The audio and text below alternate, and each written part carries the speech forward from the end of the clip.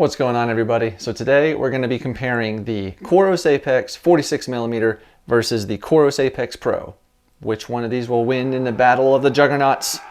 Let's find out.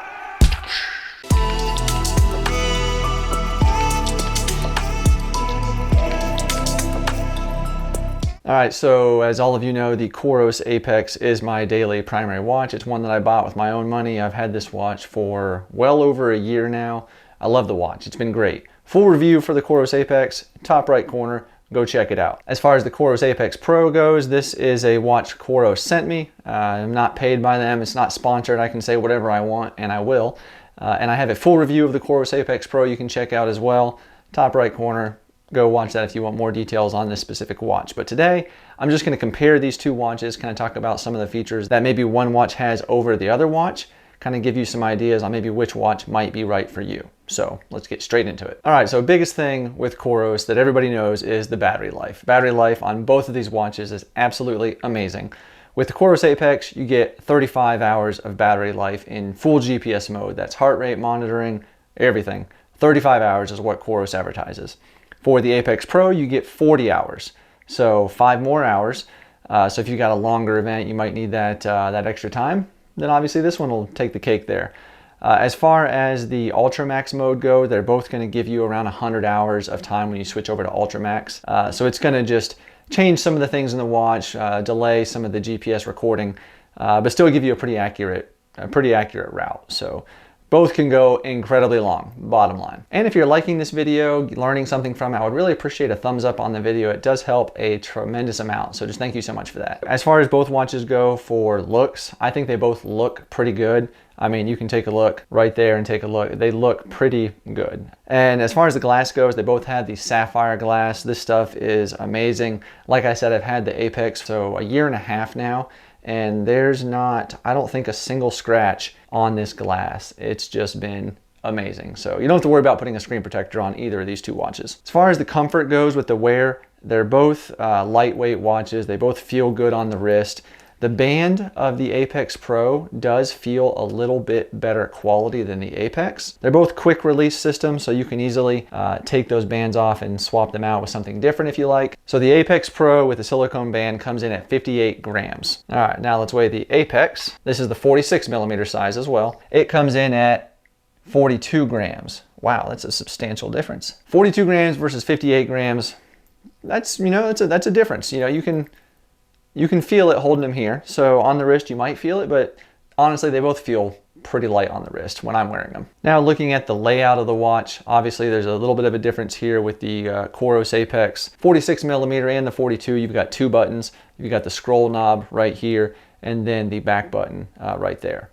On the Coros Apex Pro, it's a 3-button layout. And it does have this dedicated light button. You got your scroll wheel here and then a back button as well. The scroll wheel is in the middle instead of the top. I don't really know if it makes any difference. Some people have said that the scroll wheel being on the middle can sometimes pinch the wrist when you're wearing it, and it might pause an activity. But that's why we have the screen lock feature, so you don't have to worry about that. All right, so that about does it for the similarities on the two watches. I mean, they both have tons of different modes on them. You can do structured workouts, you can do track mode, you can do all kinds of different things on them, and it's all the same, basically. So now let's get to some things that the Apex Pro has that the Apex does not. So the first thing different on these watches is the heart rate monitor that you notice. You take a look at that there. I mean, it's obviously a much different looking heart rate monitor on the Apex Pro versus the Apex. I mean, it looks quite a bit different. And in testing, it is different. The one qualm I've had with the Apex for the year and a half that I've had it has been the heart rate monitor. It's fairly accurate, but then at times it's wildly inaccurate. I'll be running along at like just the other day, I was running and I had the Apex Pro on, and I also had my 2 Polar watches on for testing. I was running at an easy pace because I'm injured. And the Apex was holding steady, and so were the Polars, all in that like kind of 145 range.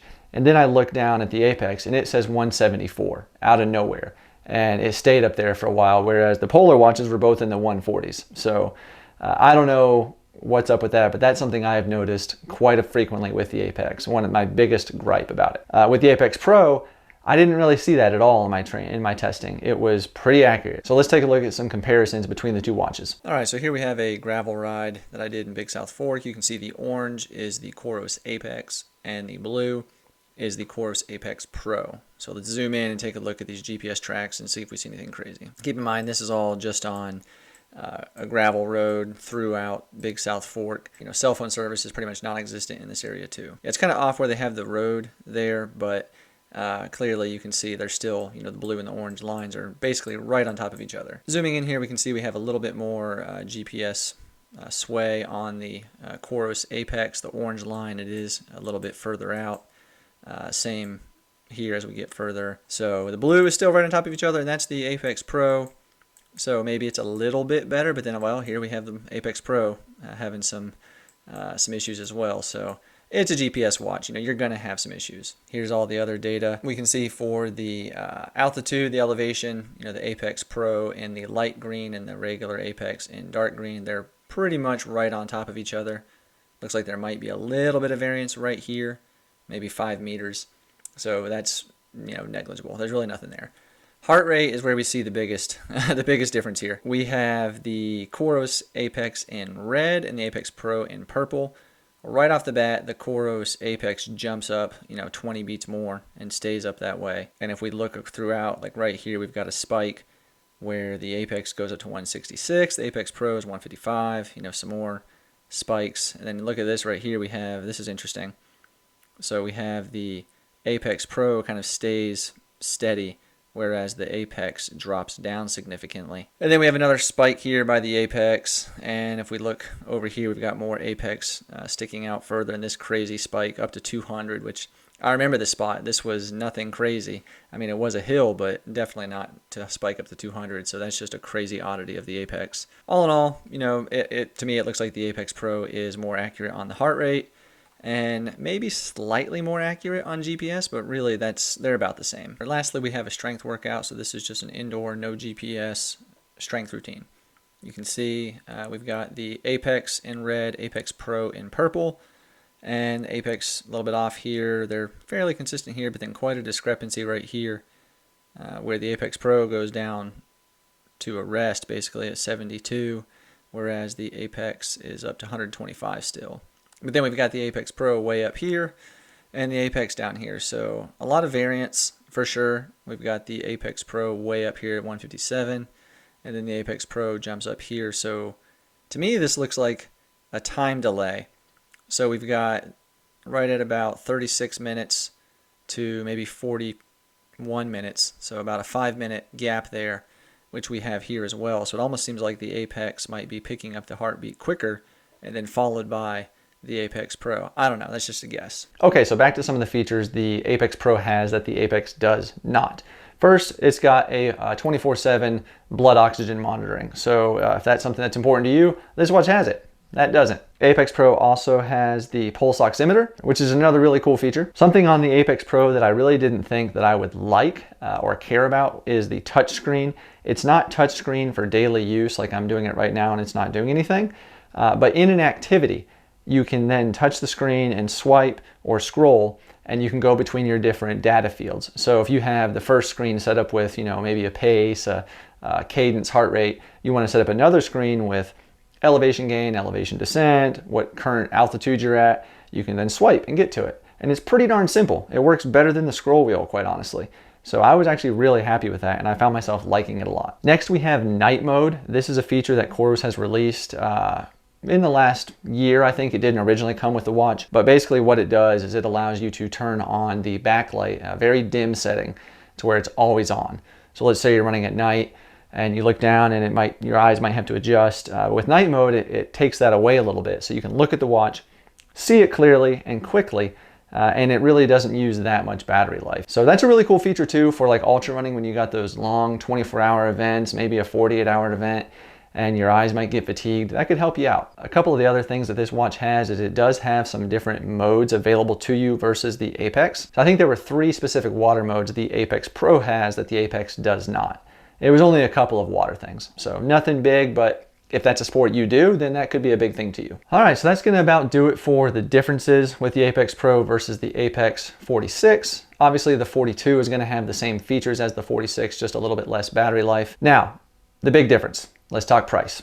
The Apex comes in at $349 for the 46mm version, which is what I have here. The Apex Pro comes in at $499, so a $150 difference. That's a lot of money. For me personally, having had this watch for a year and a half, having this one now for a few weeks from Coros to test, I would probably recommend spending the extra money if you have it to get the Apex Pro just solely for that heart rate monitor. I found it to be so much more accurate.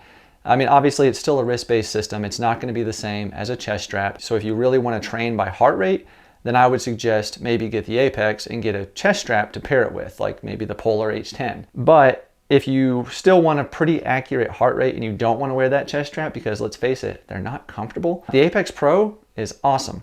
The heart rate I was happy with it. I thought it was great. Didn't really see any of that crazy fluctuations that I did with the Apex 46.